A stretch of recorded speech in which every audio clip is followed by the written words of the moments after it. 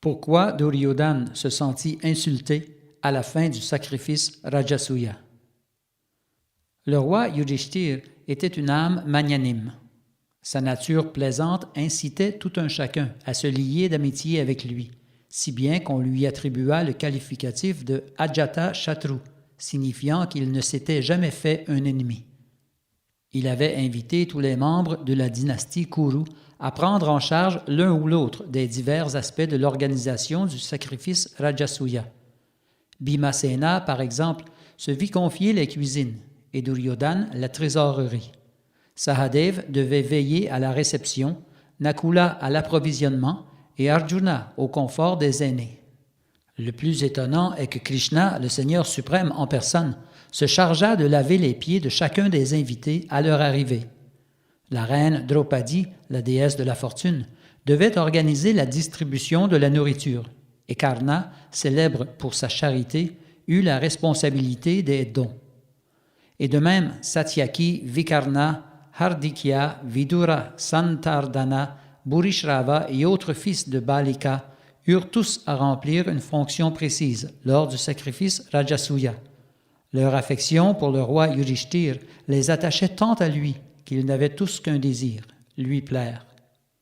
Après que, par la grâce de Sri Krishna, Shishupal eut trouvé la mort, après qu'il se soit fondu dans l'existence spirituelle, et après la fin du sacrifice, alors que tous les amis, invités et bienfaiteurs eurent été dûment honorés et récompensés, le roi Yudhishthir alla se baigner dans le Gange. La ville d'Hastinapur se situe aujourd'hui sur les rives de la Yamuna. Or, comme le Srimad Bhagavatam nous apprend que le roi Yudhishthir alla prendre son bain dans le Gange, nous pouvons comprendre qu'à l'époque des Pandavas, la Yamuna s'appelait également le Gange. Au moment où le roi prit ce bain, du nom de Avabrita, résonnèrent divers instruments de musique, mridanga, conch, tambour, timbales et bugle. Tintaient également les clochettes pendues aux chevilles des danseuses. Plusieurs groupes de chanteurs et musiciens professionnels jouaient de la veena, de la flûte, du gong et des cymbales, produisant un son tumultueux qui emplissait l'espace.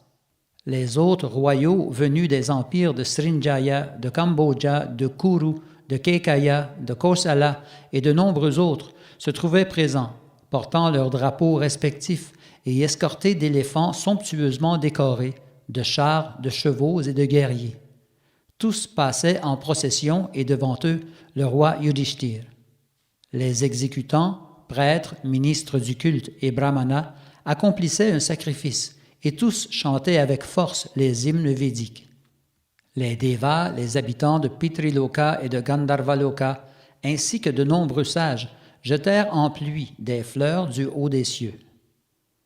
Hommes et femmes d'Hastinapur ou Indraprastha, leur corps enduit de parfums et d'huile florale, portaient de fort jolis habits aux couleurs multiples, ainsi que des guirlandes, joyaux et parures diverses. Tous prenaient plaisir à la cérémonie et s'aspergeaient les uns les autres de substances liquides, eau, lait, huile, beurre et yaourt. Certains s'enduisaient même mutuellement le corps de ces substances. Ainsi se réjouit-on en cette occasion. Les courtisanes de profession, également de la partie, enduisaient dans la joie le corps des hommes de ces diverses substances, à quoi ceux-ci répondaient de la même manière.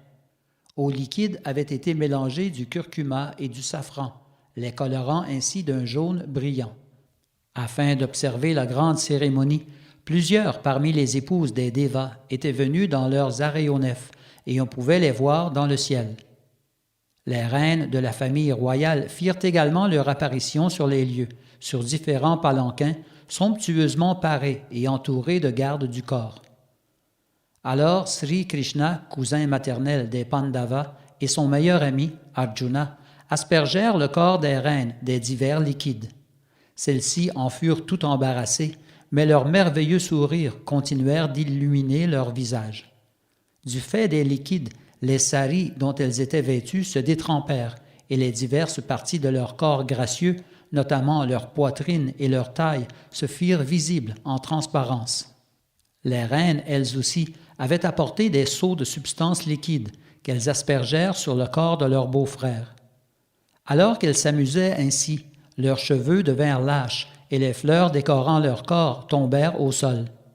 Pendant que Sri Krishna, Arjuna et les reines s'adonnaient à ces jeux, les spectateurs au cœur impur devinrent agités par la luxure.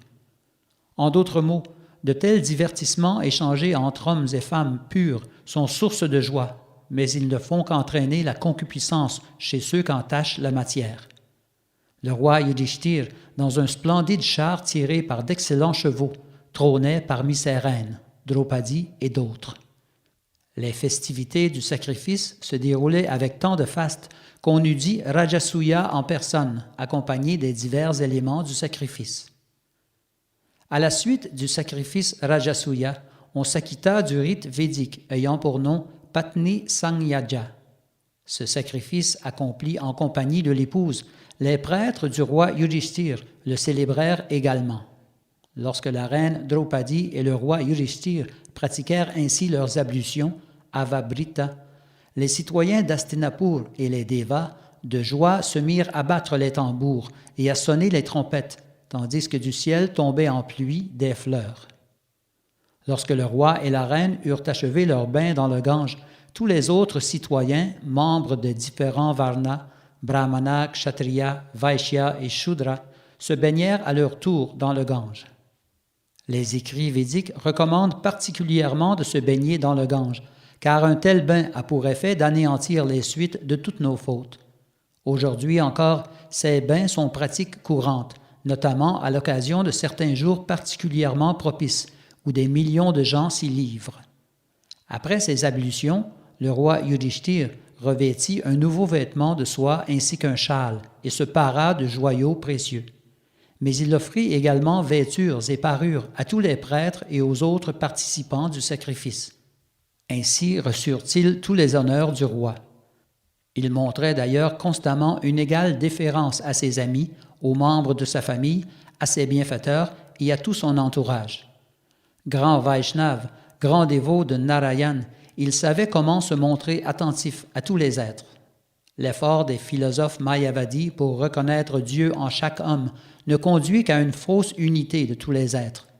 Le dévot de Narayan, le Vaishnav, voit plutôt chaque être comme un fragment du Seigneur suprême, faisant partie intégrante de sa personne. Ainsi, la façon dont le Vaishnav traite les autres êtres vivants se situe au niveau absolu.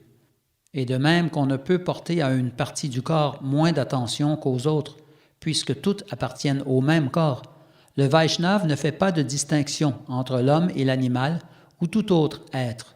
Il voit en chacun et l'âme suprême. Lorsque tous se furent rafraîchis et vêtus de soie, parés d'ornements d'oreilles faits de joyaux et décorés de guirlandes de fleurs, de turbans, de longs châles et de colliers de perles, on eût dit des dévas venus des cieux. Surtout les femmes, si délicieusement vêtues. Chacune portait autour de sa taille une ceinture d'or, et toutes souriaient. Tilak et boucles de cheveux parsemaient leur corps et formaient ensemble un tableau des plus attrayants. Tous ceux qui avaient participé au sacrifice Rajasuya, y compris les prêtres les plus cultivés, les brahmanas ayant aidé à l'accomplissement du sacrifice, les citoyens de tous les varnas, les rois, les devas, les sages, les saints et les habitants de Pitriloka, tous se trouvèrent fort satisfaits de la façon dont le roi Yudhishthir les avait reçus. C'est donc dans la joie que tous prirent le chemin du retour, en faisant sans se lasser l'éloge répété du roi Yudhishthir, tout comme l'on peut boire d'un nectar encore et encore, sans jamais se sentir rassasié. Après le départ de tous ses invités, Maharaj Yudhishthir voulut retenir le cercle de ses amis intimes, dont Sri Krishna, et les empêcher de quitter les lieux. Le Seigneur ne pouvait qu'accéder à ce désir du roi. Aussi renvoya-t-il à Dwarka tous les héros de la dynastie Yadu, parmi lesquels Samba et d'autres. Il lui-même demeura à Hastinapur pour le plus grand plaisir du roi. Dans l'univers matériel, chacun a un désir précis qu'il souhaite combler, mais nul n'y parvient jamais de façon satisfaisante. Cependant, le roi Yudhishthir, en raison de sa dévotion indéfectible pour Krishna, put avec succès combler tous ses désirs par l'accomplissement du Rajasuya Yagya. Il apparaît d'ailleurs, selon la description de ce sacrifice, qu'une telle célébration s'identifie à un véritable océan de désirs fastueux. Il est impossible à un homme ordinaire de franchir un tel océan. Toutefois, par la grâce de Sri Krishna, le roi Yudhishthir en fut capable, et fort aisément, si bien qu'il se trouva affranchi de toute angoisse. Lorsque Duryodhana réalisa à quel point l'accomplissement du sacrifice Rajasuya avait rendu célèbre Maharaj Yudhishthir, sans compter la pleine satisfaction qu'il lui avait procurée dans tous les domaines, sa nature envenimée alluma en lui le feu de l'envie. Déjà, le palais impérial excitait en lui la plus vive jalousie. Oui, ce palais érigé par l'Asura Maya pour le compte des Pandavas brillait par l'excellence de sa construction, fruit d'un art de la plus haute complexité. Il était digne des plus grands princes, rois ou maîtres des Asuras. Y vivaient les Pandavas en compagnie des membres de leur famille, et la reine Draupadi y servait paisiblement ses époux. Et puisqu'en ces jours Krishna y résidait également, le palais s'ornait aussi de ses milliers de reines. Lorsque les épouses de Krishna, avec leur lourde poitrine et leur taille fine, se déplaçaient dans le palais et que les clochettes pendant à leurs chevilles tintaient mélodieusement au rythme de leurs mouvements, l'édifice tout entier semblait plus opulent encore que les sphères édéniques. Parce qu'une partie de leur poitrine était enduite de poudre de safran, les colliers de perles qui y tombaient s'en trouvaient teintés de rouge. La masse de leurs pendants d'oreilles contre leur abondante chevelure conférait aux reines une beauté resplendissante. Et voyant toutes ces merveilles dans le palais du roi Yudhishthir, Duryodhana devint envieux.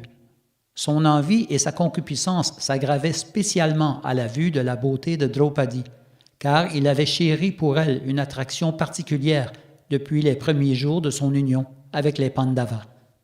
Lui et d'autres princes, fascinés par la beauté de Draupadi, se trouvaient parmi ces soupirants, réunis pour la cérémonie du choix de son époux, mais Duryodhana n'avait pu gagner sa faveur. Un jour, le roi Yudhishthir se trouvait assis sur le trône d'or du palais construit par Maya, et ses 4 frères, ainsi que d'autres parents et son grand bienfaiteur Sri Krishna, nul autre que le Seigneur suprême, étaient présents.